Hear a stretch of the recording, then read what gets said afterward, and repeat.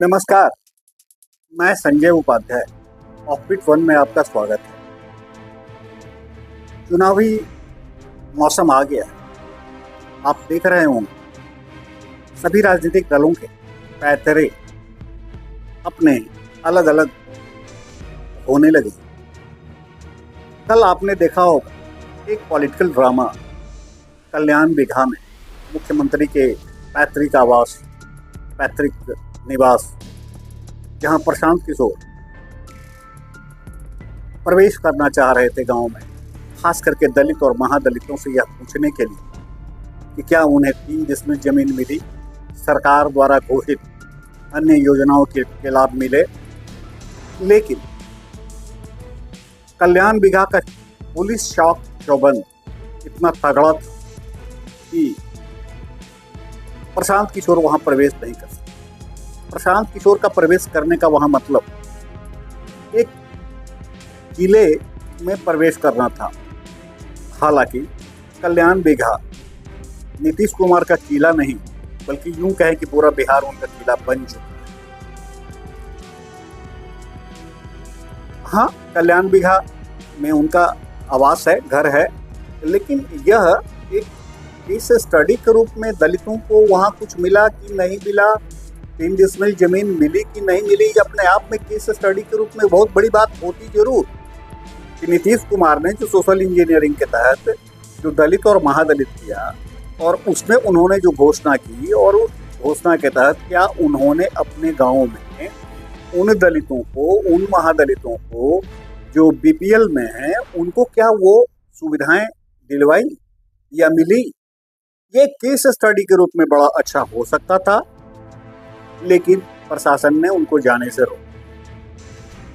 आपको पता होगा आरसीपी सिंह जो पार्टी उन्होंने बनाई थी, आरसीपी सिंह की पार्टी का उन्होंने उसमें मिला, ऐसा माना जा रहा है, कहा जा रहा है, और नहीं भी कहा जा कि आरसीपी सिंह चुनाव लड़ेंगे, और कुछ लोग कह रहे हैं कि चुनाव वो नहीं जीतेंगे। आईएएस रहे हैं आरसीपी सिंह, नीतीश कुमार के बहुत करीब के आदमी रहे हैं नीतीश सिंह। जब केंद्र में मंत्री बने तो वो बिल्कुल भाजपा के और उनका झुकाव बढ़ने लगा था। उन दिनों भाजपा से जदयू का, जनता दल यू का की खटास बढ़ गई थी, नीतीश कुमार जी की खटास बढ़ गई थी, इन अहम की लड़ाई हो गई थी, और उस लड़ाई के कारण फिर आरसीपी को झेलना पड़ा, और अंततः जीत तो नीतीश कुमार की। खैर, मैं उस पर बात नहीं करूं। मैं बात करूंगा अभी चिराग पासवान कल जैसे ही सुबह में लोग सैर सपाटे पर निकले शहर में, चारों तरफ बैनर, पोस्टर से भरे पड़े थे कि बिहार का मुख्यमंत्री कैसा हो, चिराग पासवान जैसा हो।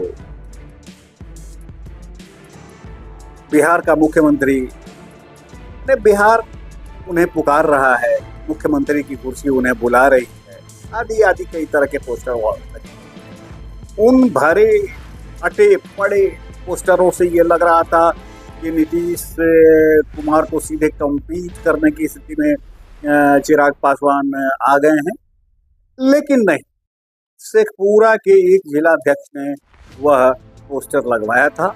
ये कल की बात है। आज ये जैसे ही चर्चा में ये बात आई, आज तड़के सबसे पहले चिराग पासवान नीतीश कुमार के दरबार में उपस्थित हुए और वहां पर गुप्त मंत्रणा उनकी हुई, गुफ्तगू हुई, लंबी बातचीत चली। लोजपा रामविलास पासवान, हालांकि एक लंबे समय तक इन्होंने वनवास भी काटा, और वनवास काटा अपने चाचा पशुपति पारस को लेकर। इस संबंध में उनके जो मुख्य प्रवक्ता राजेश भट्ट हैं, उनका कहना है कि वो वनवास के बाद तो गद्दी मिलती ही है, और वही गद्दी का परिणाम है कि हम लोग संघर्ष कर रहे हैं गद्दी के लिए। वह रामराज था, लेकिन ये कलयुग है, तो यहाँ तो संघर्ष करके ही मिलता है। ठीक है, उन्होंने राजनीतिक रूप से जो कुछ भी बात कही वह सही है, ये राजशाही नहीं है। लेकिन मैं आपको बता दूं, आज का नीतीश कुमार के यहाँ चिराग पासवान का जाना, ये अपने आप में बताता है कि चिराग पासवान प्रेशर पॉलिटिक्स कर रहे थे। एक अगर मैं नीरजा चौधरी लेखिका और पत्रकार के शब्दों में कहूँ तो कल का जो पोस्टर बैनर लगाया जाना एक एक्शन था और आज का नीतीश कुमार के यहाँ जाना उनका एक ड्रामा था। माने एक्शन एंड ड्रामा। थ्रिल अभी बाकी। तो थ्रिल यह होता कि नीतीश कुमार इन्हें कुछ बड़ी सौगात देते, लेकिन ऐसा कुछ हुआ नहीं। अंदर खाने की खबर है कि नीतीश कुमार ने एक मंजे हुए जो हैं भी वो पॉलिटिशियन की तरह उन्हें समझाया ये एनडीए है, घटक दल है, और घटक दल में कई दल हैं, सभी दलों की अपनी अलग अलग मांगे हैं और सबकी मांगों की पूर्ति उनकी इच्छा के अनुसार नहीं हो सकती। स्वाभाविक है, ये महागठबंधन में भी यही बात चल रही है, एनडीए में भी यही बात चल रही है। इसमें मेरा मतलब कि मांझी की भी पार्टी है, चिराग पासवान की भी पार्टी है। चिराग पासवान को अपनी औकात की जानकारी है, राजनीतिक हैसियत की भी जानकारी है, क्योंकि पिछले चुनाव 2020 में इन्होंने 136 सीटों पर इन्होंने अपने प्रत्याशी उतारे थे, तो शायद नामांकन रद्द हुए थे। 134 पर लड़ाई हुई थी। 134 पर जो लड़ाई हुई थी उसमें महज एक सीट इनको मटिहानी की मिली।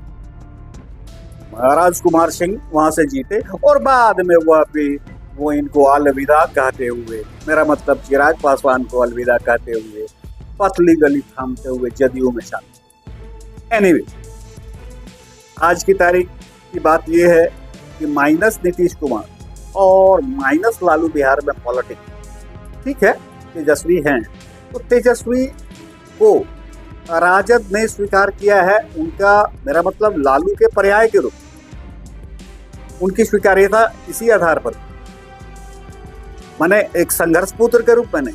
और चिराग पासवान की भी स्वीकार्यता उनकी पार्टी में रामविलास पासवान के ही कारण। मैं बात वो नहीं करूंगा, मैं बात अभी करूंगा चिराग पासवान। तो चिराग पासवान क्या ये प्रेशर पॉलिटिक्स कर रहे थे? अब अभिषेक झा जदयू के प्रवक्ता, उनका कहना है कि वह एक विशुद्ध राजनीति है और सीटों का लेन देन और सीटों का बंटवारा ये निर्भर करता है वक्त पर, अभी वो वक्त नहीं आया होगा, ऐसा उन्होंने कहा। लेकिन वो वक्त आएगा कब? क्योंकि अब चुनाव के कुछ ही दिन शेष बच गए हैं और चुनाव आयोग तो अब अपना कार्य भी शुरू कर दिया है, प्रशिक्षण भी शुरू कर दिया है। मेरा मतलब चुनाव आयोग ने आहिस्ते से चुनाव की घंटी बजा दी। ठीक है, भाजपा भी यह नहीं कभी कह रही है कि नीतीश कुमार सीएम फेस नहीं होंगे। सीएम फेस तो नीतीश कुमार ही होंगे। हाँ, चिराग पासवान की अगर उत्कंठा है, महत्वाकांक्षा है मुख्यमंत्री बनने की, ठीक है, अच्छी बात है, युवा हैं, तरक्की की बात वो करते हैं, लेकिन उन्हें वो हैसियत तो बनानी ही पड़ेगी और वो उतना वक्त तो देना ही पड़ेगा जितना वक्त, मेरा मतलब नीतीश कुमार ने दिया और जितनी हैसियत नीतीश कुमार ने बनाई।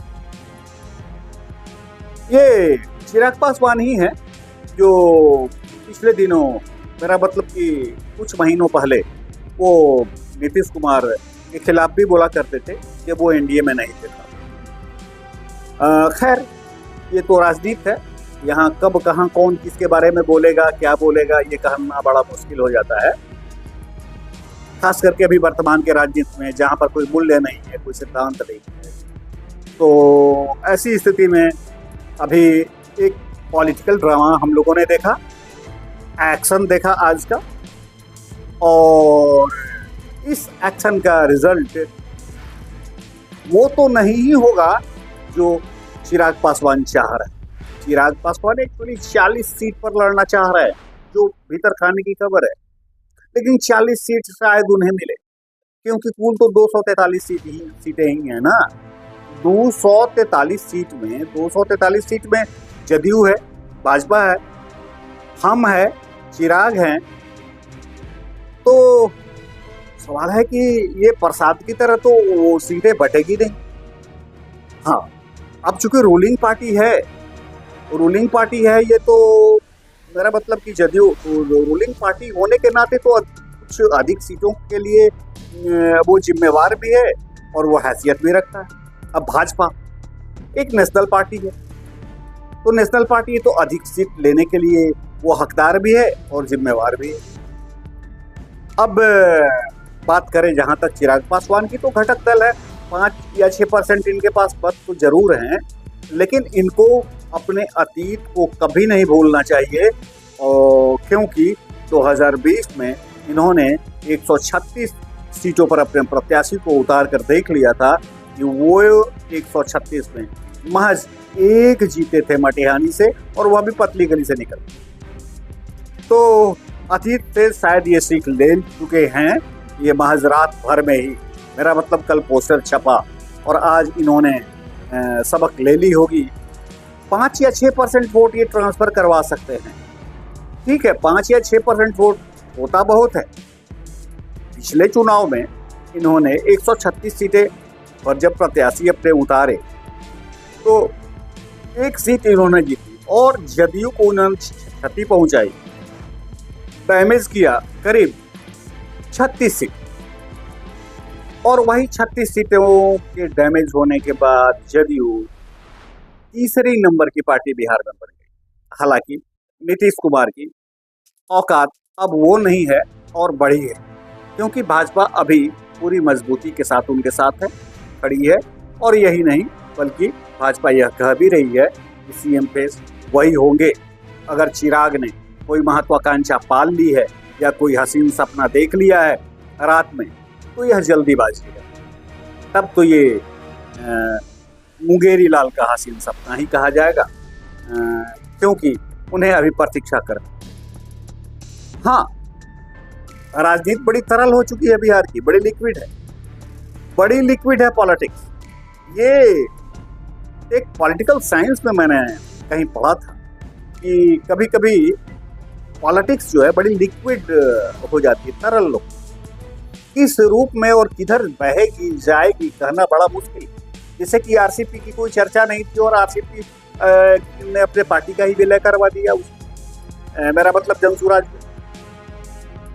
हाँ, जनसुराज की एक और बड़ी दिलचस्प बात है, अरुण भारती उनके जो कार्यकारी अध्यक्ष है, आज ऑफबिट वन से उन्होंने कहा, जब मैंने बात की, आईएफएस रहे हैं अब, तो उन्होंने जब कहा, मैंने जब उनसे कुछ बातें की तो उन्होंने कहा कि कल्याण बिघा में क्यों नहीं घुसने दिया गया। ठीक है कि पूरी की पूरी मैंने हुजूम वहां पर नहीं जाता, प्रशांत किशोर को तो वहां पर जाने देना चाहिए था।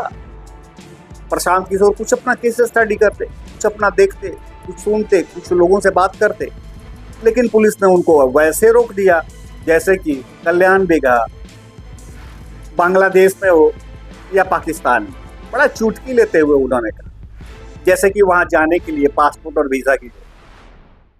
ये हंसी भी आई। अरुण भारती चूंकि आईएफएस रहे हैं, इसलिए उनको पासपोर्ट और वीजा कुछ अधिक ही याद आ। एनीवे, उस पर भी मैं नहीं जाऊंगा, विद्वान आदमी हैं और राजनीतिक सूझबूझ तो वो रखते ही हैं। लेकिन कुल मिलाकर अभी ऐसा है कि छोटी छोटी पार्टियां, खास करके जनसुराज ने अभी अपनी वैसी औकात नहीं बनाई है जितनी औकात अभी हम की है, जितनी औकात अभी चिराग पासवान की है, मेरा मतलब रामविलास पासवान की पार्टी की, लोजपा आर की। क्योंकि अभी इनका पहला चुनाव है और ये इनके लिए एसिड टेस्ट होगा। 4-5 राज्यों में स्ट्रैटेजिस्ट के रूप में उन्होंने जीत दिलवाई, ऐसा उनका दावा है।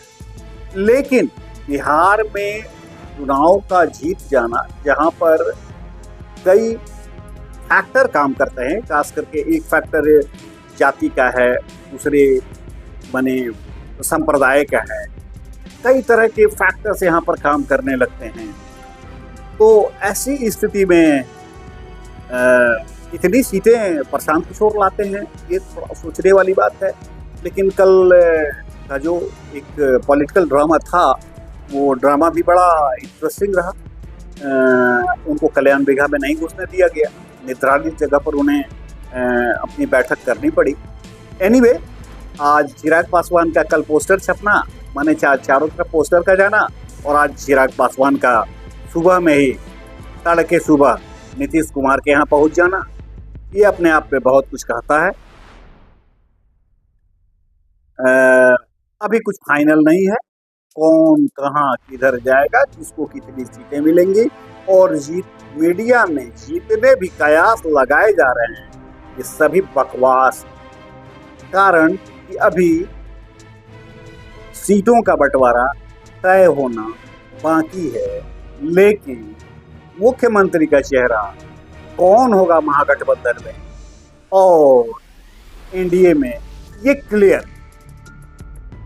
सीएम फेस एनडीए के नीतीश कुमार होंगे और महागठबंधन के सीएम फेस क्लियर है कि तेजस्वी प्रसाद यादव। तो एनीवे, ये तो मैंने लपोलुआब में आपसे बिहार के राजनीति की अभी चर्चा की है कि बड़ी तरल है, कौन किधर जाएगा, छोटी पार्टियां किधर जाएंगी, ये कहना अभी बड़ी मुश्किल है और बहुत अपरिपक्व बातें होंगी। तो एनीवे, मैं यही कहूँगा कि शायद यह विश्लेषण आपको ठीक लगा हो। विश्लेषण यही है कि अभी की राजनीति तरल है, और देखिए अब तो आगे क्या होता है।